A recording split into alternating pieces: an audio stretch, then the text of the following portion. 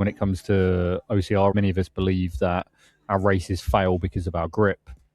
When they fall off a rig or make a mistake on an obstacle, from our standpoint, it's rarely a case of the strength being an issue. But when we feel like it is, we start doing more reps, we start increasing hang times, carries, more forearm work, more work around the grip itself. Whereas actually it could be the efficiency on the obstacle. The more uncomfortable truth, and where people don't actually look, it could actually be conditioning. It's not actually the grip. They have good enough grip, but when they come to the obstacle, they're actually exhausted. Welcome to the Obstacle Dominated podcast, the show for athletes who want to become their best and inspire others in the process. Here, we're going to dive deep into training tactics, race strategy, nutrition, mindset, and everything required to dominate the course and your life. Whether you're tackling your first race or already standing on podiums, this is where you can level up. There is always room for improvement, and it is time to push through those barriers and step it up a level, breaking both the physical and the mental walls to keep progressing. I'm your host, Matt Roberts, OCR athlete, coach, and guide to those committed to becoming healthier, happier, stronger, faster, to maximize their human potential now and always. I'll also be joined by the coaching team who are walking the walk, competing, staying current, and holding themselves to excellence. They are leading by example to inspire others to rise. We also bring on guest speakers who share real stories, real lessons, and proven methods that deliver results in performance, health, and mindset. Let us begin. Stay hydrated throughout the course of this.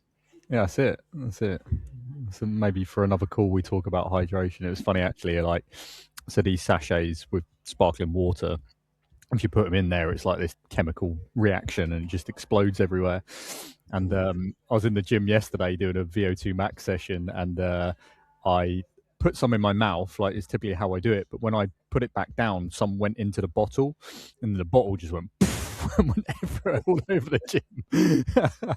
So there's me on the floor, like with this towel, like tidying up this mess. But it happens quite frequently where you like try and catch it and it comes out your nostrils. Did you finish the rep before you actually cleaned it up though? It depends on the situation. In that instance, I was in between sets, so it wasn't too bad. I was just taking a sip. But anyway. Cool. All right, well, let's dive in, shall we? We're going to be talking about grip training, which is a really, really important topic and probably the most essential topic for OCR racers. We'll talk about real-world experiences, personal experiences from races we've done. I can think of one story from a previous race that you've done a year or two ago, and how your grip strength really saved your race. And there's been many occasions where it has also saved my race. So we'll go into the ins and outs of actually having the fundamentals of the grip strength, the endurance, but the ability to pull that out of the bag when you're exhausted, really. All right. And here's the thing when it comes to OCR races, and many of us believe that our races fail because of our grip. When they fall off a rig or make a mistake on an obstacle, or blow up halfway through that obstacle, we immediately think that the grip is the problem. It's not strong enough. I haven't got the endurance. But from our standpoint, it's rarely a case of the strength being an issue. But when we feel like it is, we start doing more reps. We start increasing hang times, carries, more forearm work, more work around the grip itself. Whereas actually it could be the efficiency on the obstacle, and you already have enough strength, or the more of the uncomfortable truth, and where people don't actually look, it could actually be a conditioning aspect. And it's not actually the grip. They have good enough grip, but actually the base of the aerobic and anaerobic systems aren't already there. So therefore, when they come to the obstacle, they're actually exhausted. And then because the oxygen's not being delivered and the heart rate's too high and they're breathing too hard, then actually that's the thing that leads to them falling off the obstacle. And then another part of that is obviously the race strategy as well, and what we actually do around that. So today, really what we're going to talk about and unpack is what we should be doing and what gets blamed, and what actually happens to our physiology when athletes come off an obstacle, and what they think it is, and what we should be doing about it in order to increase our race performance around these areas, because it's rarely a case of our grip not being strong enough. It's actually the athlete who performs the best is the one that arrives at the obstacle with the least fatigue because they've put in many, many months of training in specific areas to allow them to do that. So let's begin. We've got a number of points we want to go through, but I think let's look at the belief system first and foremost. So Matt, do you want to kickstart us on that? Yeah, so like grip strength is something actually I started to develop probably about 5 years ago, and it was something that's often overlooked. So yeah, generally a lot of training programs are full of sort of like heavy lifting and whatnot, and that is still going to work the grip, especially things like deadlifts and and all of that. However, like the belief system with like some of the athletes that I've worked with previously and beforehand is like, yeah, more is more.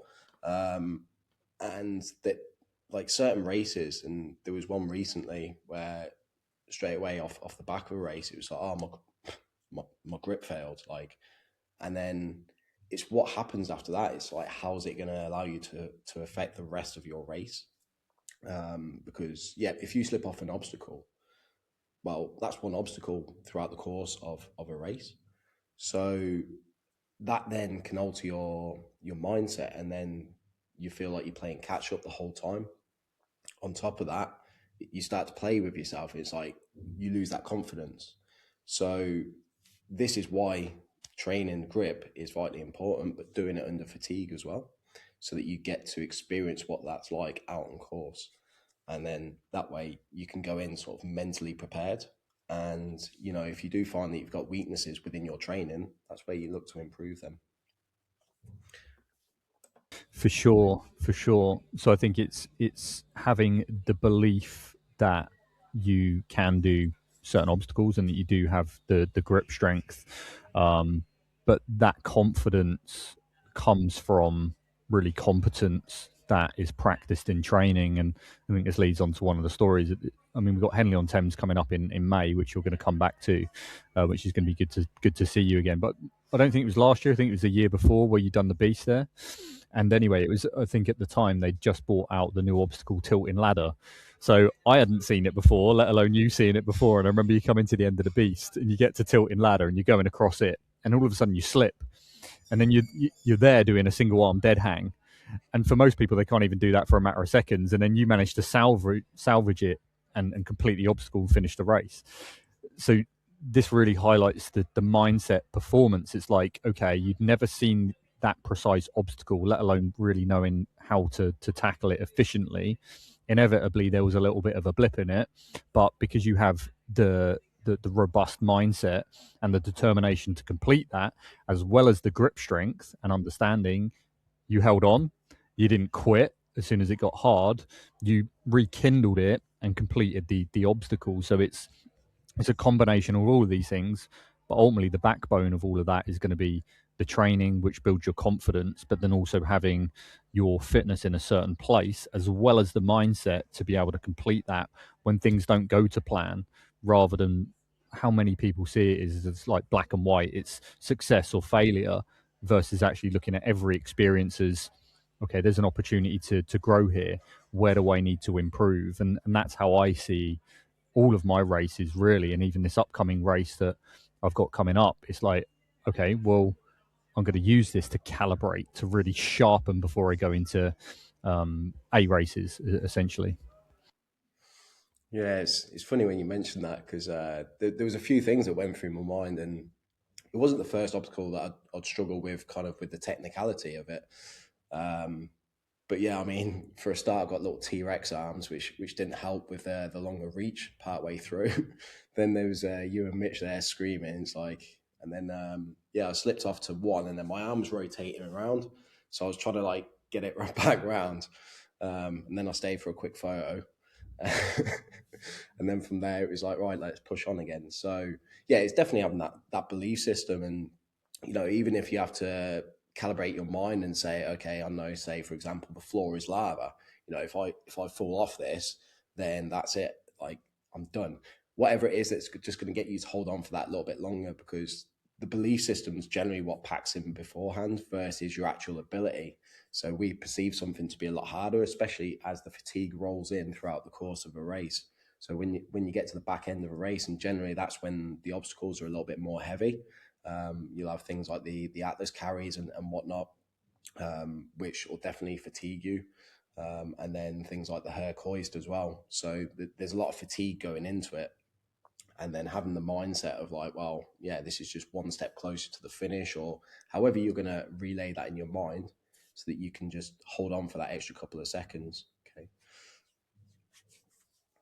And that's really where the grit and determination comes in as well. And an interesting reflection is often the training when it comes to grip will probably be more challenging in numerous ways due to the intensity of what we need to do, the volume of that, meaning we may do multiple sets. So it can be really, really challenging, the grip training within a particular training block. But then when you think about it, when it comes to a race, it could be a matter of seconds that it takes you. That's the ultimate goal. And I wrote a post about it last week as well. It's like athletes are often failing an obstacle that takes seconds to get through, which is inevitably costing them more time. So it highlights the importance of really working on our grip strength. And Spartan in particular are very clever in their design. They will put a block of grip obstacles or things that tax the grip so that actually it accrues more and more fatigue over time. But then going back into the belief systems as well of athletes, and this is such a common thing. I hear it more so from guys in the States, and that's just due to demographics and where they live and not really having access to like gyms or obstacle courses. We're really blessed here in the UK that, I mean, you can travel 90 minutes pretty much in any direction. You've got an obstacle course or two or three or whatever. So we're really, really blessed and fortunate. But here's the thing, there was a period actually during 2020, so during the pandemic, I didn't have access to a rig. I had to go over the kids' play park to play on the monkey bars and a static pull-up bar that was there, and I just put a number of attachments on it and practiced traversing backwards and forwards and round. So I done with the best that I had in that situation. And really that translated over in 2021. I had a really, really successful season. Like I become the most efficient at obstacles during that season. Why? Because I had a really, really good foundation and base of strength, and then a technicality come inevitably when it comes to racing as well. So I want to allay or put to bed the belief system around actually needing obstacles to become proficient at obstacles. You don't need that. It's a nicety, not a necessity. And another thing as well is like if you feel like you need to sharpen on something in particular, invest some time to travel somewhere to do that. Go to a ninja gym, or I chatted to another guy from the States who like saw some of my home shanty workout videos where I put up like some scaffolding and whatever else, and I was like, why don't you just do the same? Yeah. Like if you're actually invested in your training, put up a rig, put up a monkey bars. Doesn't need to be perfect, doesn't need to be a full Spartan rig, but it's like don't let the obstacle stand in your way. Let the obstacle become the way, and then navigate your way through it by whatever means, rather than just shutting it down, because there's endless possibilities here. Yeah, you touch on really good points, and it took me back because obviously I've been traveling for quite some time and I don't always have access to a gym and things like that. So the majority of my grip training has come from either being out in nature, i.e., I'll see, if I'm out in whatever place and I see something I can hang off or I can sort of like transition. There was a place in South Africa and it was just a series of monkey bars that seemed to go on forever. So rather than just walk or run past it on my normal sort of daily run, I was like, oh, let's have a go. Let's see where we're at. And transition through all the way to the end. But then another thing that I do is I carry my shopping everywhere. So, both hands are being used to carry shopping bags. So even little things like parking further away from a supermarket and then carrying stuff, that these are all things that you can add into your daily life. Like one of the fundamentals that we don't do so much anymore is play, and we can like add this to our repertoire whilst also gaining a training advantage from it as well. So, it doesn't have to be all structured in the gym. Sometimes the best times are actually going off, and when you're out in nature, it's just hanging from a tree or anything like that. So yeah, nature's our playground if we choose to look for it, and so yeah. And this is really, really important from a health and longevity standpoint as well, because it's got to be functional and relative to day life. And it was interesting actually. I've done some blood, so I do bloods annually just to make sure everything's in a good place. And this is another thing, and completely different topic, but we say to our community, especially the people that we do the one-to-one coaching with, it's like you should be getting annual checkups, annual bloods. Like your health is your responsibility. So anyway, that's a different topic. But it was really interesting. I've done my bloods. It's been a while since I've been on that particular app because I haven't tested in a year. But they've added new functions onto the app. And one of the things they've added in there is what is your dead hang time? Because you've got all this report saying, okay, well, you've got your bloods and that's a snapshot of your current situation and health. But what about all the lifestyle factors? So it's a well-known fact that dead hang time correlates to like posture, but also grip strength. And therefore that's correlated with longevity, lifespan as well. So it's like Matt was just saying, carrying your shopping. It's funny, like you've probably seen the little old lady that's like carrying her shopping. It's like, don't help her, encourage her. Like, why would you take her bag from her, stripping her of probably her only strength training she'll actually have? And it's the same for the people around us. We need a little bit of struggle, but not so much that it's impacting training performance. But ultimately, the ultimate goal really is our health, and grip is a great way to increase our lifespan and our health through carries and hanging and stuff like that. And we can do it, in a structured way in the gym. We can do it in a functional way around life, or we can do it in a playful way with the people that are in our lives as well. So it's not just about the OCR performance, although that's a big part of it. Actually, how does that translate to day-to-day life, and what are really the benefits there as well? So it's just a perspective to take into mind. Yeah, and on top of that as well, it's like grip strength's like an indicator of your nervous system integrity as well. So touching a little bit more on like the health span side of things and lifespan, grip strength requires like motor cortex outputs, peripheral nerve conductions, and like junction integrity from the neuromuscular side. So if you got reduced grip strength, it may indicate neurodegenerative processes or reduced neuromuscular function, and those both correlate with aging and mortality risk as well. But also touching on that even further is like it's a marker of your cardiovascular health. So it helps with like vascular function, cardiac output, metabolic health, and like with like I think they're comparing it now with like as a biomarker and with like the systolic blood pressure as well. So it's a better marker than using that. Yeah, this is it. So it's so much more than what it seems, and we've had conversations around it previously. But one of which being like OCR being really a phenomenal sport for really the diversity that it offers us in terms of the way that we train and all of the different energy systems and all the different bodily functions and the way that we have to move the body and being out in nature on different types of terrain and how that lends itself to your lifestyle. So we're looking at like habit formation and low stress and managing the stress and balancing the stress, and also our nutrition and our sleep and everything. So it's like one sport that offers so much in such a functional, dynamic way. It's really, really beautiful, and we're only talking about one aspect here as well. So let's talk more specifically about grip. So what is grip and what does it consist of in terms of one of the qualities that we're talking about in regards to OCR? I mean, there's multiple components.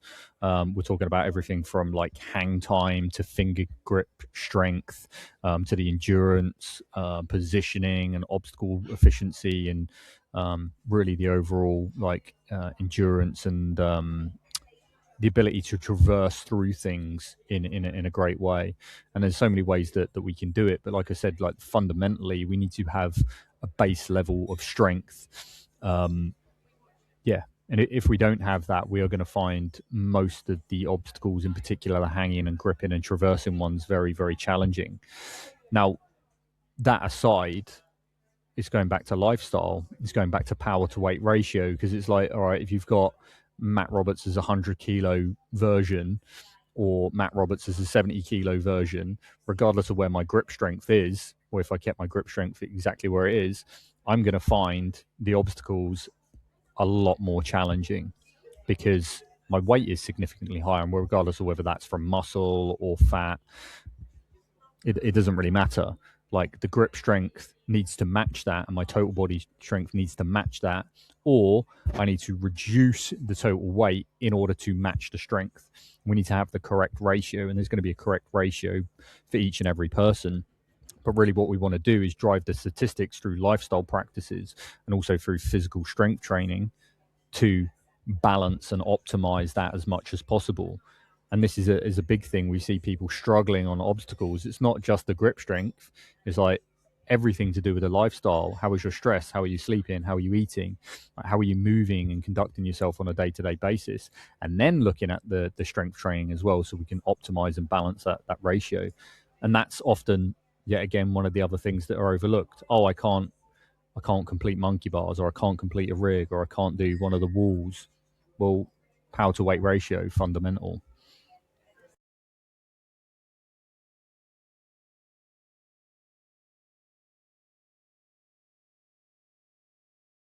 Anything to add on that, Matt? No?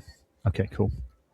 All right. So it's not only having the consistency in the training, and with that having small progressions, it's also ensuring that we have optimized the amount of grip that we are doing in the right places at the right time, balanced with the other aspects of training as well.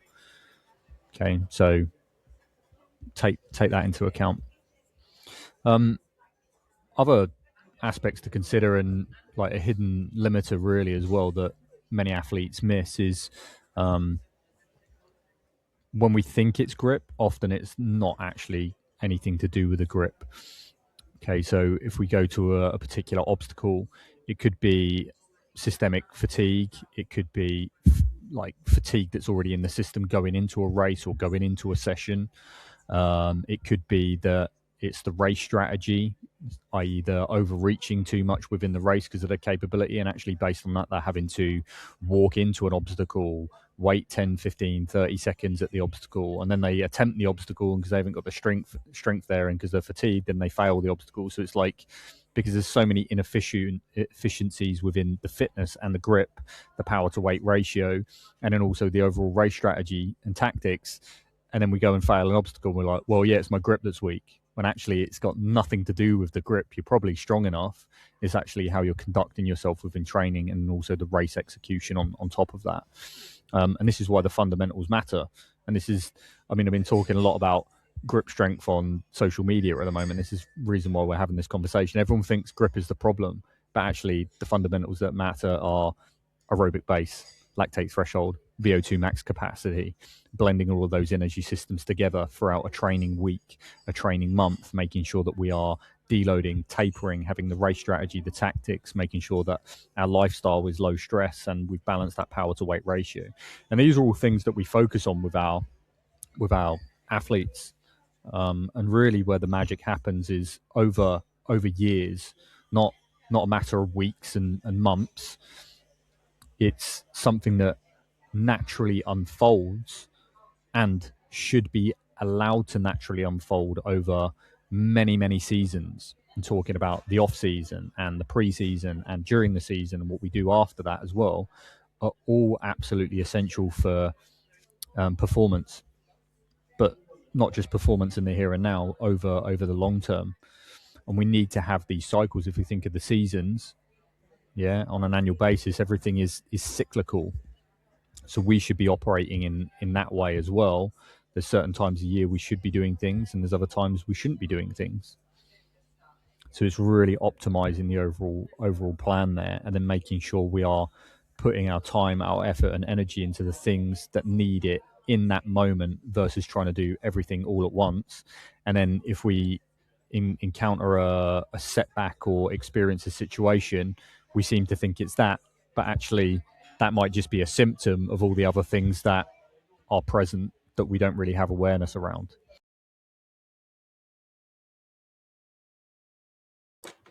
Yeah, on top of that as well, it's like having the consistency. So, like one of the things that I noticed pretty quickly is grip.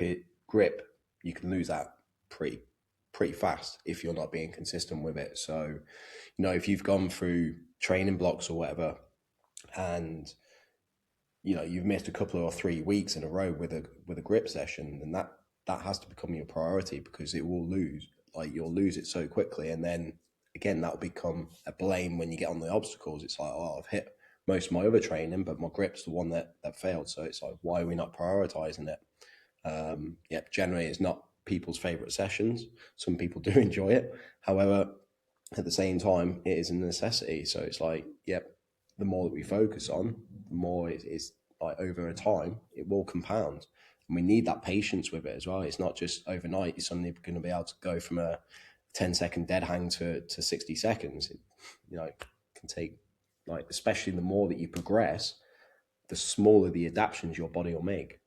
So we need to be consistent with it. We need to apply it, but then also at the same time, like Matt was saying, it's like, listen to ourselves, take the tapers. Yeah, for most people, it's one of those words that is it's foul language, because yeah, it's like, well, I'm making so much progress now, or what feels to be progress, but your body's accumulating stress, fatigue, and then yeah, if you're not tapering off and tapering off efficiently before a race, well, you may feel good, but 20, 30 minutes into that race, your body's going to let you know that it's not quite recovered. So again, it's like, just trust in that process, whatever that looks like for you. It's taking that time so that your body can make the adaptations and yeah, be consistent within the grip. Definitely, and it really does come to that point where you're taking the time with patience, with consistent, deliberate action over the long term, and that's really the thing that translate. And on a few of the group coaching calls we've had over the past few weeks, we've been speaking of similar themes, and I'm speaking about my experience and looking at some other guys in the community, and it's like some guys can do 20 pull-ups, 25 pull-ups in one go. So it's like, do you actually need more strength? In that instance, no, you could probably get by with far less. But then it's like, well, that same person could still fail a number of obstacles. So it's understanding that strength alone isn't the thing that we need. It's, are we efficient on that precise obstacle? And here's the thing as well, like the way I view a successful race, and really looking at, let's just say like a 10K Spartan Super, it's like, from the moment you step off, the person that conserves their energy, which primarily comes from all the training and the build up for that, but then also the execution of how they race it, is going to allow them to perform the best as possible. And it's like looking at it as like a seesaw of like stress, of the exhaustion that accumulates over the race, but then also physical fitness and the race strategy the deeper you get into that race. And whoever's made the best decisions prior to that and during that will be the most successful if they've got the fitness in place. But what can really come at a cost is if you just try and muscle your way through obstacles. Yeah, you get to an obstacle and you're like, okay, well, I need to, I don't know, go through this with bent arms and shuffle my way across. So completely inefficient. And there's going to be two versions of an individual. One that's really efficient traversing across that obstacle, and they're off it in a matter of seconds and then back up to race pace. And then the one that gets to it, wastes a few seconds because they're like, oh, I don't know if I can do this, and then muscles their way through it. The cost is going to be significantly more for the individual that muscles their way through. But then again, it's like, I've seen some of the best OCR racers muscling their way through every obstacle, but they've got great fitness. Yeah, they've really worked on their running ability, and then they can end up winning a race. So it's not always about the strength, or not always about the obstacle efficiency. It's not always about the running. What makes a good OCR athlete is having all of these abilities in a good place, and then making sure that when it comes to the race, that they are all interwoven through effective race strategy, but then also what has been taken place during the training period. For me, like, I've got good strength and good ability to do with the obstacles. Like I've spent many years working on the obstacles. I'm very efficient, so I've got the technique, but then I've also got the strength. And then also I've had a really successful off season. But here's the thing: I've not prioritized my strength. I've been doing strength, but I've not prioritized that in order to drive it forward significantly. And I've not really been doing that much OCR sharpness. Maybe once a month I'll get on the obstacle course, or for a couple of weeks I'll get on the bounce. But really, the grand scheme of things, the amount of time I'm spending on grip obstacles is maybe 30 seconds every few weeks. Is that enough to maintain efficiency? Maybe, maybe not. I'm still efficient. So it's like, where am I at as an individual? Do I need to put more time into obstacle efficiency? Do I need to put my time into the strength? Or is it actually neither of those? I actually just need to improve my overall fitness and then build towards that. And only you can really answer that. And we help people answer that through going, hey, this is where you're at. This is where you want to go. Let's build a bridge to get you from there to there in the most realistic and sustainable way. And so that you can continually progress on top of that. So it fundamentally comes down to awareness and understanding, and that's kind of what we're having this conversation. And if you do want help, sort of wargaming this as such, we offer a race review audit as well. And I actually held 3 last week, which was really useful. And I've got a couple more lined up for later this week. So snap them up. You'll be able to see the link below this as well. Cool. Anything else to mention on that, Matt? Yeah, it's just obviously what you've gone into is like identifying where you fit into all of that. Yeah, using your strengths as your strengths. If you're strong in something, know that you're strong and have that belief going into it. A lot of what I've seen previously is kind of people go up to an obstacle and then they'll self-doubt themselves, even though they know they've got the strength to be able to carry themselves across. They lose vital seconds and they also lose flow. And like for an OCR race, you want to maintain a flow state. So if you're sort of second guessing yourself, or you're taking more time, that's going to break your flow. You're going to start to doubt yourself as well on top of that. So if you've got strength and you know it's hanging or strength obstacles, then tell yourself going into it, it's just like, yo, I'm strong at this. Let's go through. Let's do it nice, clean, and effectively. Okay. Don't need to be showing off or trying to double jump bars or anything like that. Just go through nice and speedy, and then get off and continue that flow. And that's what's going to see you through as well. Yeah, and going back into the points we mentioned about having enough time to allow the adaptations to take place and for you to truly see progress, and that comes down to the overall bigger picture. And that's really where like coaching and structuring comes in, and why it matters. Like, it's really critical. Like, and I think we mentioned it on the last episode, like the role we play quite strongly is, well, the understanding of the bigger picture and what needs to go where, but also understanding and listening the individuals that are on the program and being coached by us. But often what we are doing is guiding people to not make the silly choices and decisions with races and with training, and really making sure that all of that is optimized. And that's the real key player. Like, often we are putting too much effort into the wrong things. I spoke to a guy last week that's doing 5 strength training sessions a week. It was like, are you training for OCR? Like, what are you doing? And there was another guy that was doing 3 CrossFit style workouts. And I was like, where's your running? He's like, oh, I just do easy running. So it's like CrossFit and easy running. I was like, well, you're missing these energy systems and you're not putting effort into these areas which are actually fundamental for it. And then there was a lady I spoke to who does 4 CrossFit style classes a week. And I was like, well, realistically, if you used to do our training, you'd need to stop doing that, because that would actually be counterproductive. So it's just understanding like where we're at, why we are doing what we're doing, and understanding like what it takes to actually get there.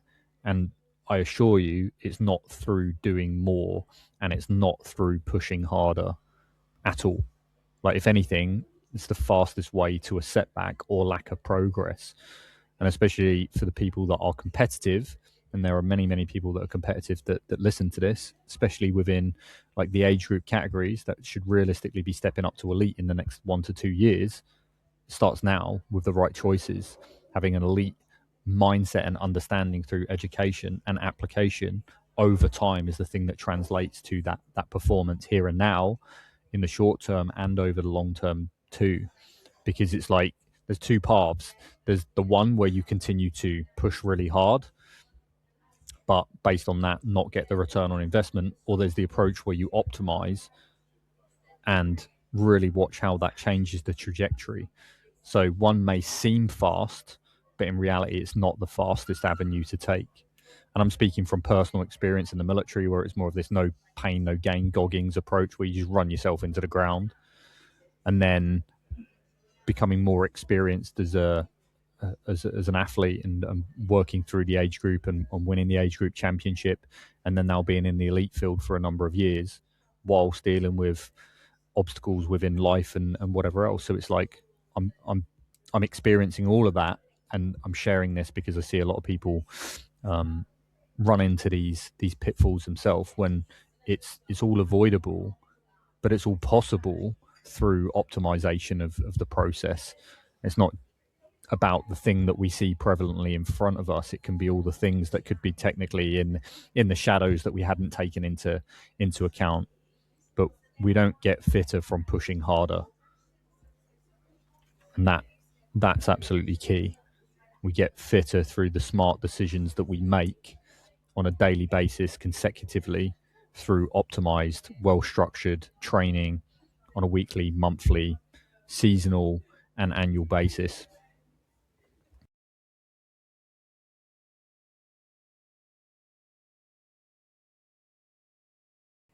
So yeah, I think we'll start wrapping up here as well.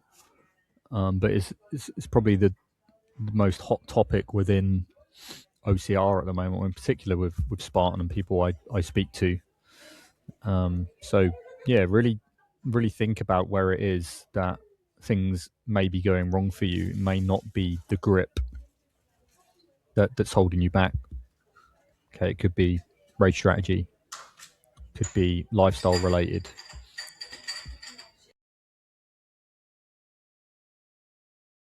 So yeah, step back and analyze that. And if you need support, then book one of those calls. Join the OCR school, and we can help you out with the structure.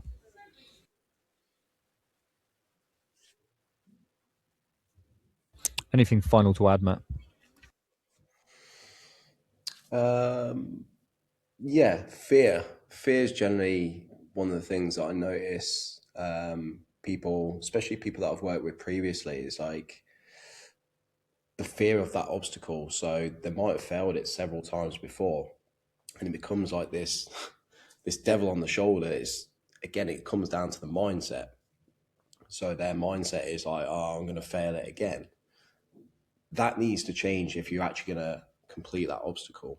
Okay, so if it's a hanging obstacle, grip obstacle, and you've only ever made it to the third bar across, your mindset needs to be going into it on going into the fourth, to the fifth, to the end, because that's the only way you can get over it. Like your grip is most likely strong enough, but it's your mind that is not. So again, you need to be trained in the mind as well as the grip, as well as the strength work, as well as the running, all the other energy systems that you're using. And that's what's going to power you across. So yeah, like if that is something that you've noticed within yourself previously, it's like you talk to yourself in a negative way going into that obstacle. That is something you need to be working on within your training and your approach to race day, so that you can go in and execute without that sitting on your shoulder. Yeah, all vitally important. And this is how you perform. So yeah, awesome. All right, well, let's wrap it up there. Guys, if you need any support, taking value from this conversation, look at the links below. If you're over on Spotify or YouTube, give us a like, subscribe, give us a rating. All helps for visibility and helping other people out. And if you know somebody that is struggling with a grip strength, then yeah, please send this podcast across to them as well, just by hitting the share button. All right, Matt. Fantastic. Thanks for having us on. Cheers, man. Have a good day. Bye-bye. You too. Bye. That is it for today's episode of the Obstacle Dominator podcast. Thank you for listening. If you've gained value from this episode or any others, all we simply ask is you share that with one other person. This one simple share could be the breakthrough that they need to get unstuck and start making progress again, and support more athletes to become healthier, happier, stronger, and faster human beings. If you feel called, please leave a review, tap the stars, give us a rating, head over to YouTube and subscribe, or just simply follow the show. These simple action steps go such a long way in helping us reach more athletes over time, and would love for you to be part of that. Proximity is power. If you are an athlete that's ready to take your performance up a level, then join us over on the OCR School. This is a community where you can surround yourself with the right people as you learn and as you rise. Learn from athletes who are not just talking the talk, but walking the walk, getting results, body and mind, everyone from first-time finishers to podium winners and champions. Until next time, keep training hard, keep living prepared, keep dominating the obstacles in life and in competition.